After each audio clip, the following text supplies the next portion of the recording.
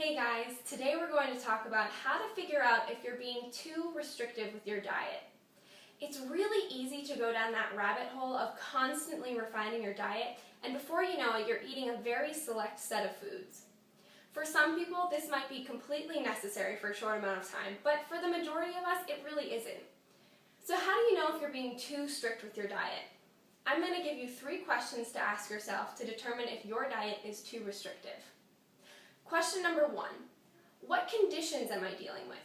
If you're someone who has a really severe digestive disorder like Crohn's, or maybe you've been diagnosed with dysbiosis, then your food choices may need to be somewhat restricted, at least for a little while. You might feel best on a strict paleo diet or GAPS diet before reintroducing some of those paleo gray area foods or other real foods. On the other side of this, if you're someone who's dealt with an eating disorder, or maybe you're still dealing with an eating disorder, you're someone who may want to loosen up your diet as much as possible while still sticking to real whole food. It totally depends on who you are and what you're dealing with.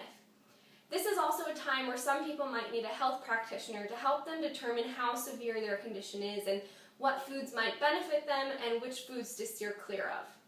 The point here is to make sure you're taking your specific life, conditions, and health history into consideration before jumping into a really restrictive diet. Question number 2, how long have I been avoiding these foods? And as an addendum to that, also ask yourself, have I seen any benefit from avoiding these foods? If you've been avoiding some for a really long time and you haven't seen any benefit, or maybe you're just not sure if you've seen benefit, you can try adding them back in and see what happens.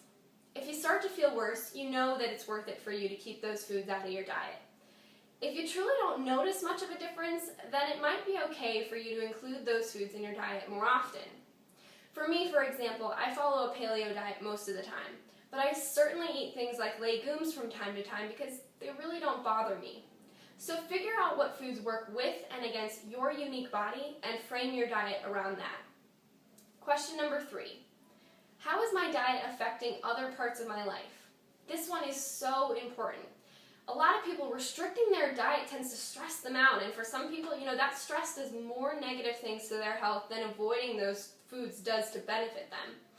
So if you're always thinking about food or always planning what you're going to eat and losing interest in other things in your life, it's time to take a step back and look at what's really going on there. If that sounds like you, I highly recommend taking the other 2 questions into consideration and figuring out what foods you might be able to add back in to make your life a little bit less stressful.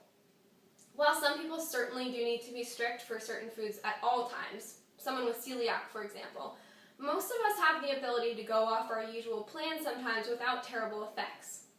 Going back to my legumes example, if I'm out at a Mexican restaurant with friends, I'll definitely order something with beans and maybe a corn tortilla.